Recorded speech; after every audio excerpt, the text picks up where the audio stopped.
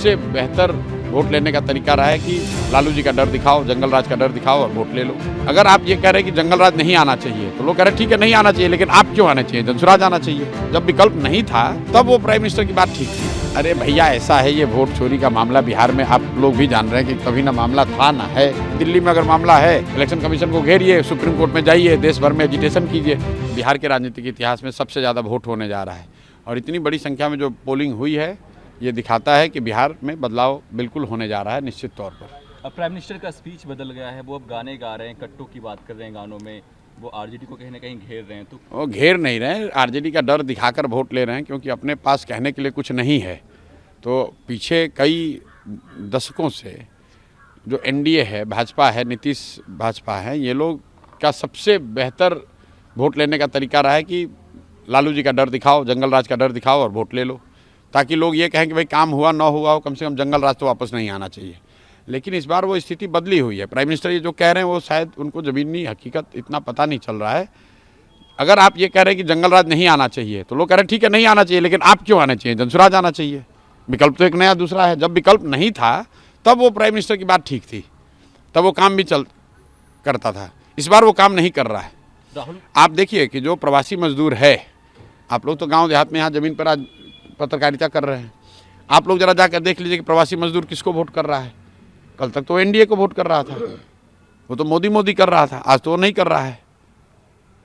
वो तो बिहार में फैक्ट्री रोजगार चाह रहा है और अमित शाह कह रहे हैं कि बिहार में तो फैक्ट्री के लिए ज़मीन है नहीं। तो इसका मतलब है कि आने वाले सालों में भी बिहार में फैक्ट्री नहीं लगेगा। अमित शाह ने खुद कह दिया, तो बिहार का युवा उनको क्यों वोट देगा। अगर फैक्ट्री लगाने के लिए सिर्फ गुजरात में ही ज़मीन है तो फिर बिहार का युवा क्यों वोट उनको देगा यहाँ।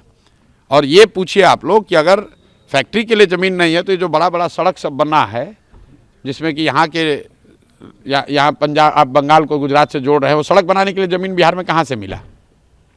तो आपको अपना सड़क बनाना है, नेशनल हाईवे बनाना है तो बिहार में सड़क ज़मीन है, और बिहार के बच्चों के लिए फैक्ट्री बनाना है तो कह रहे कि यहाँ ज़मीन नहीं है। राहुल गांधी एक तो वोट चोरी की बात करते, उन्होंने कहा है कि प्राइम मिनिस्टर वोट चोरी करके प्राइम मिनिस्टर। अरे भैया ऐसा है, ये वोट चोरी का मामला बिहार में आप लोग भी जान रहे हैं कि कभी ना मामला था ना है। और राहुल गांधी विपक्ष के नेता के तौर पर भाजपा से लड़ रहे हैं, वहाँ पर जो कर रहे हैं वो करें, इलेक्शन कमीशन समझे, राहुल गांधी समझे, नरेंद्र मोदी जी समझें। हम लोग को, बिहार के लोगों को उससे कोई मतलब नहीं है। बिहार में विधानसभा का चुनाव है, बिहार के लोग ये जानना चाह रहे हैं कि यहाँ पर शिक्षा कब होगी, रोजगार कब होगा, बिहार की दुर्दशा कब सुधरेगी। वोट चोरी से क्या लेना देना है। बिहार में कोई आपको मिला अभी रास्ते में कि मेरा वोट कट गया है। जब किसी का वोट कटा ही नहीं है तो क्या आप वोट चोरी बात किए जा रहे हो। भाई वोट चोरी का मामला है अपना, दिल्ली में अगर मामला है, इलेक्शन कमीशन को घेरिए, सुप्रीम कोर्ट में जाइए, देश भर में एजिटेशन कीजिए। बिहार के इलेक्शन को क्यों हाईजैक कर रहे हो उसमें। राहुल गांधी बढ़ने का जो मामला रहा है, रात में दिखाया जा रहा है, तो ट्रेन से प्रवासी मजदूरों को स्पेशल ट्रेन और टिकट देके भेजा जा रहा है, इसको लेके क्या भेजा जा रहा था।